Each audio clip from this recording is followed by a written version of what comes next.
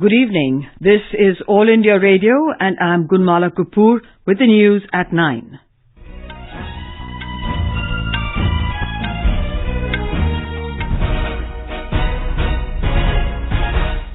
The headlines. Political parties gear up for assembly polls in Maharashtra and Haryana. Tomorrow is the last day for withdrawal of nominations. Information and Broadcasting Minister Prakash Javadekar asserts there are no restrictions on media in Kashmir. Central team visits flood-hit Bihar to assess situation. Durga Ashtami being celebrated with traditional fervour in different parts of the country. Iraq government announces several reforms following protests that claim 100 lives. And in cricket, India take a 1-0 lead, defeating South Africa in the opening test of the 3-match series. Political parties are gearing up for assembly polls in Maharashtra and Haryana. Scrutiny of nomination papers has been completed in Maharashtra. As per the figure released by the Election Commission, nomination papers of 4,739 candidates have been found valid. As tomorrow is the last date of withdrawal of candidature, leaders from different parties are engaged in persuading the rebel candidates to withdraw from the poll fray.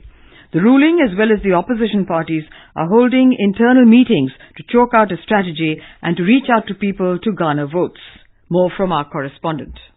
With the ruling BJP and Shiv Sena reaching out to maximum people in the state through political campaigns on social media, the Congress will particularly look into the social media campaigns of their party candidates and will also coordinate during the rallies of the star campaigners. Party General Secretary Mallikarjun Kharge said it will corner the ruling BJP Shiv Sena on the issues such as government's mishandling of the flood situation, unemployment, economic crisis, among others. Meanwhile, the Ramdas Athavale-led RPI, an ally in the Mahayuti, said that its party candidates will withdraw wherever Shiv Sena candidates are contesting. The decision by the RPI came after Athavale's meeting with Sena President Uddhav Thackeray in Mumbai. Kunal Shinde, AIR News, Mumbai.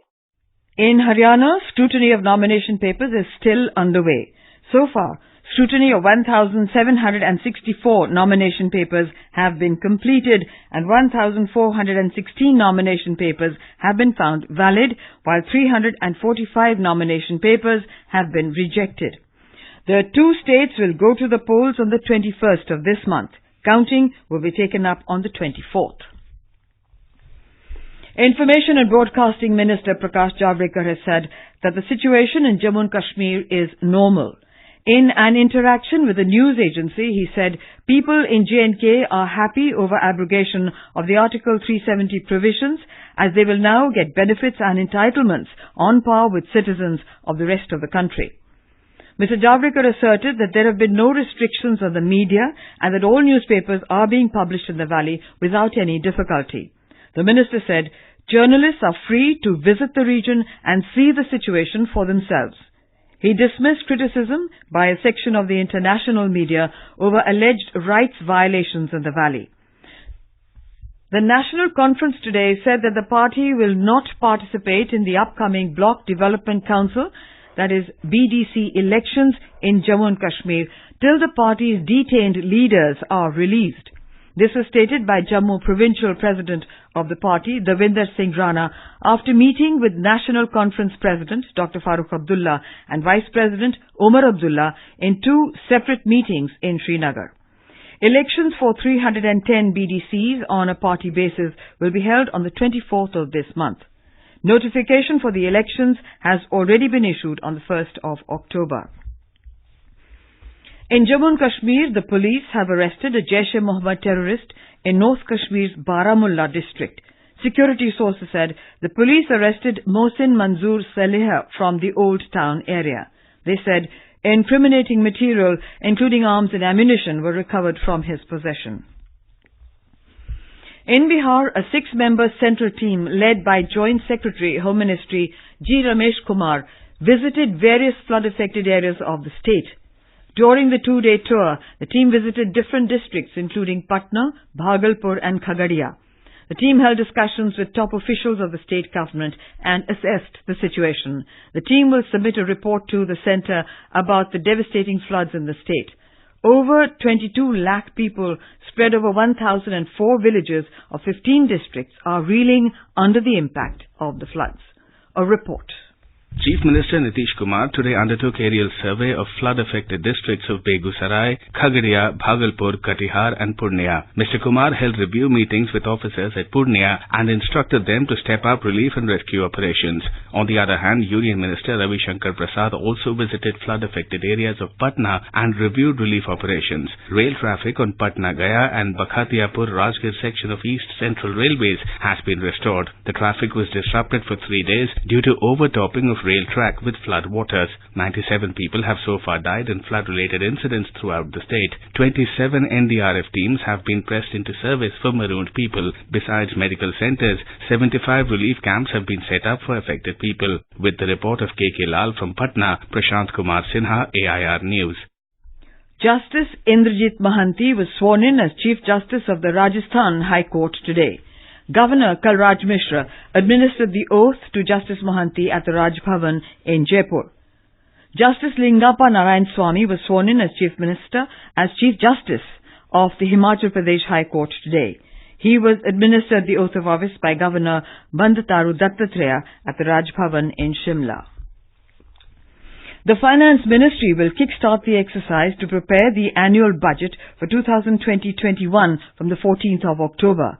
According to a budget circular of the Budget Division of the Finance Ministry's Department of Economic Affairs, the pre-budget or revised estimate meetings will begin on the 14th of this month. It said the budget estimates for 2020-21 will be provisionally finalized after the Expenditure Secretary completes discussions with other secretaries and financial advisors.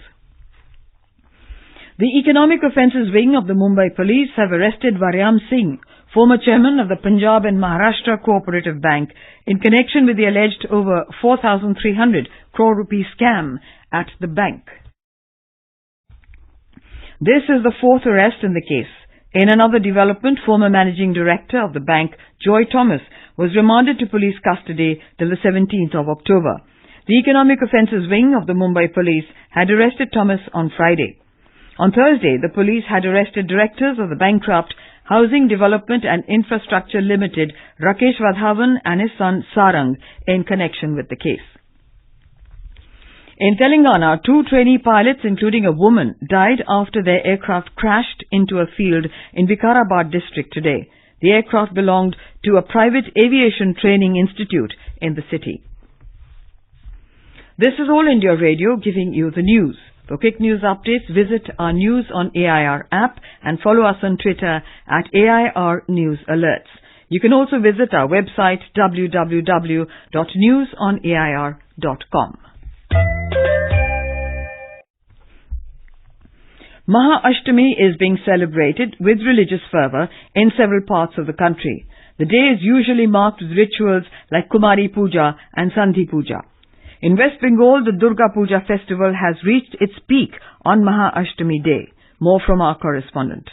The city of Kolkata is now reeling under waves of crowd. Lakhs of people have come out on the street to have a view of dazzling illuminations and decorated pandals. Braving rains and clutching umbrellas, men, women and children dressed in their best are visiting Durga pandals. Folks and traditional craft culture of Bengal and ancient temples of the country are being exhibited at every puja pandals. Restaurants have also come out with special dishes on the occasion of Durga Puja. Arijit Chakraborty, AIR News, Kolkata. Our Guwahati correspondent reports that about the puja in Assam.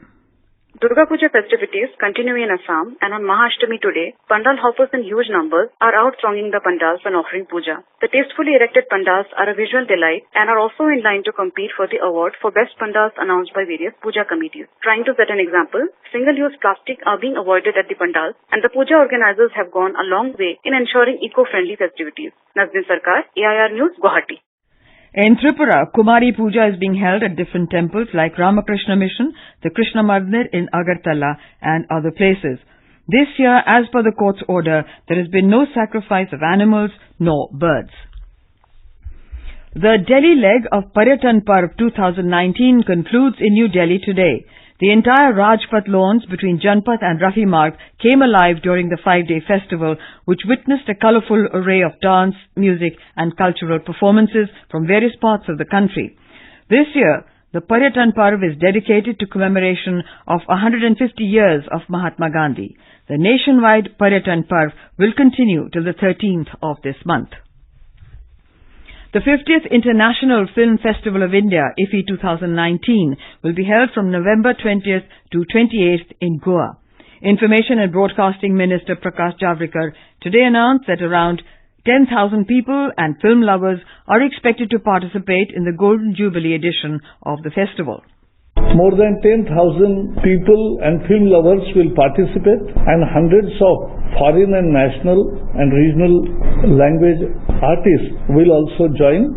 This year there will be 200 international films, 26 Indian feature films and 15 Indian non-feature films in different languages will be exhibited in this film festival.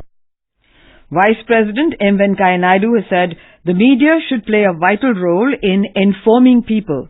Addressing the centenary celebrations of an Uriya newspaper in Cuttack today, he said the media must be a vehicle for change. Earlier, the Vice President also attended the valedictory session of the 39th World Congress of Poets at Kalinga University of Industrial Technology in Bhubaneswar. Defence Minister Rajnath Singh will leave for France tomorrow on a 2-day visit. An official release said Mr. Singh will meet French President Emmanuel Macron on the 8th of this month.